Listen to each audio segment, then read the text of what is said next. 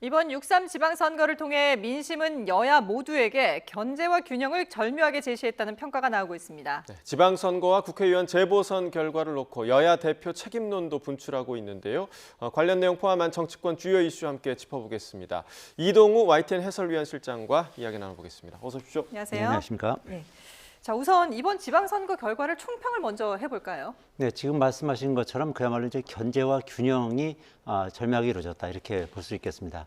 우선 기본적으로 이제 지방선거 결과는 12대 4로 민주당이 이제 압승을 했던 거 아니겠습니까? 네, 그럼에도 불구하고 이제 마지막 그 서울시장 선거 개표 결과에서 오세훈 후보가 이제 신승을 거뒀지 않습니까? 네. 이제 결국 그 대통령 지지율이 60% 전후를 기록하는 상황에서 당초 여당이 이제 경북을 제외한 15군데 전부를 석권할 것이다. 뭐 이런 선거 초반 판세에 비해서는 중도 표심이 나름 이제 결집한 결과다. 이런 평가가 나오고 있고요. 예. 게다가 이제 시장, 군수, 구청장 등 이제 기초단체장의 경우에도 민주당은 119개, 국민의힘은 95개를 얻어서 어느 정도 균형을 맞췄다고 볼 수 있겠습니다. 대통령 지지율이나 민주당 지지율이 높았던 것에 비하면 민주당 입장에서는 뭐 다소 아쉬운 성적이라고 할 수 있겠고요. 예. 국민의힘 입장에서는 그나마 교두보를 일부 확보했다. 특히 이제 이번 지방선거의 꽃이라고 할 수 있는 서울시장 확보한 것이 교두보다 이렇게 볼 수 있겠습니다. 자, 지금 말씀 듣는 중에 22대 후반기 의장단이 선출됐습니다. 조정식 국회의장의 얘기 들어보겠습니다. 국회 후반기 의장으로 선출된 조정식 의원입니다.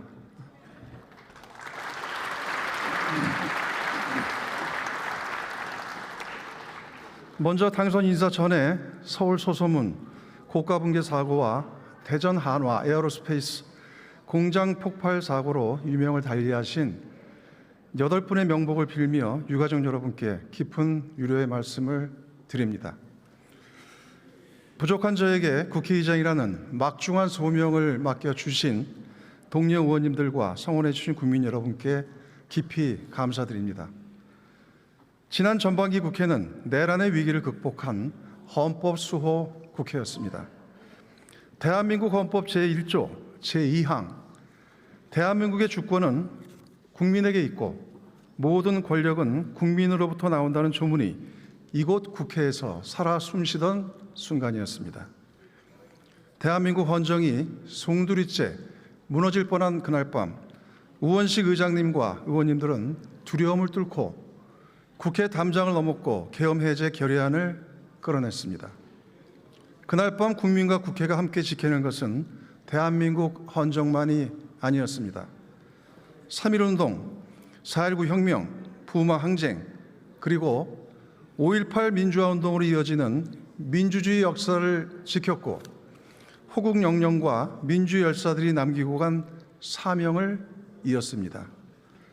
다시 한번 우원식 전 의장님과 선배 동료 의원님들의 용기에 박수를 보내며 후반기 국회 역시 민주주의 최후의 보루로서 국회의 사명을 흔들림 없이 이어가겠다는 약속을 드립니다.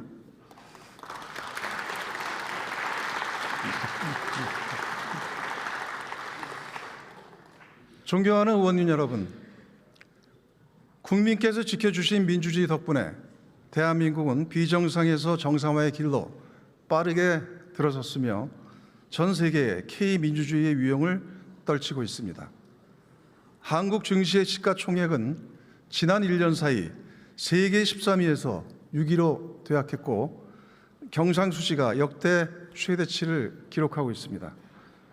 코리아 디스카운트에서 코리아 프리미엄 시대로 진입하고 한류의 매력이 전 세계를 휘감고 있습니다. 네, 조정식 국회의장의 얘기 들어봤습니다. 6선의 의원이 이제 이번에 국회의장이 된 거죠? 네, 그렇습니다. 이제 조정식 후반기 이제 국회의장 같은 경우는 시흥을에서 이제 내리 6선을 한 인물이고요. 예. 이제 또 나머지 오늘 이제 국회 부의장 2명도 선출했는데요. 그렇죠. 예, 이제 여당에서 남인순 의원 그리고 야당에서는 이제 박덕흠 의원이 선출이 됐습니다. 두 분 다 4선이고요. 이제 국회법상의 그 2년 임기의 의장과 부의장은 국회에서 이제 무기명으로 이제 선출하게 되거든요.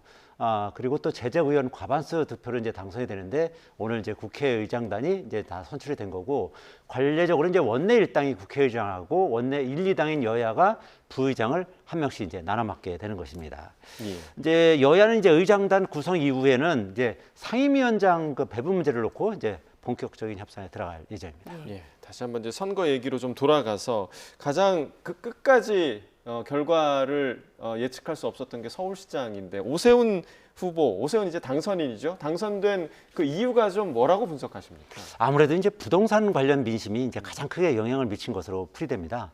이제 아시다시피 오세훈 후보가 이겼던 여론조사는 한 번도 없었거든요. 예, 예. 마지막 여론조사에서 이제 동률인 여론조사는 있었지만 아무래도 이제 보유세 인상과 이제 양도세 장기 보유 특별공제 축소 등을 이재명 대통령이 계속 이제 드라이브를 걸었던 거 아니겠습니까? 예. 그래서 지방선거 뒤에 보유세 인상이나 장특공 축소 등이 이제 예상되는 상황에서 그러다 보니까 이제 집값이 높은 강남 3구는 물론이고 한강벨트에서 이제 오세훈 후보에게 몰표가 쏟아진 것이다 이렇게 분석이 되고요.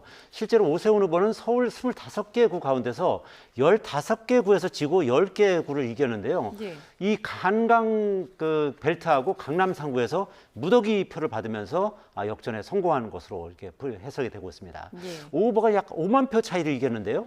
강남 3구에서만 21만 표 차이로 이기면서 승리의 원동력을 얻었다 이렇게 볼 수 있겠습니다. 여기에 정원 후보 측에서 선거 초반 여론조사가 이제 우세하다 보니까 부자 몸조심하는 이제 전략을 편 것도 대역전극의 빌미가 됐다 이런 지적도 있고요. 정 후보 측에서는 이제 양자 토론을 기피하는 등 방어적으로 이제 선거 운동을 펼쳤는데 이것이 패착했다. 뭐 이런 분석도 예. 나오고 있습니다.